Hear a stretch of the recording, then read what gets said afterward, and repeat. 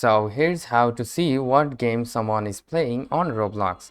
So for that reason, first of all, open up the Roblox on your Android or iOS device, and then from here you need to tap on the connection option.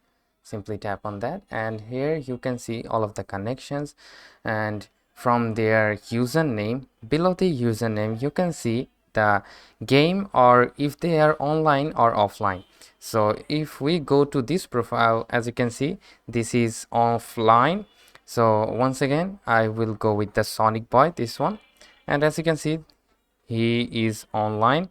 Now he's currently is not playing any games, but if he plays any games, we will see that here onto this option. All right, so that's how you can simply find out or see what game someone is playing on Roblox.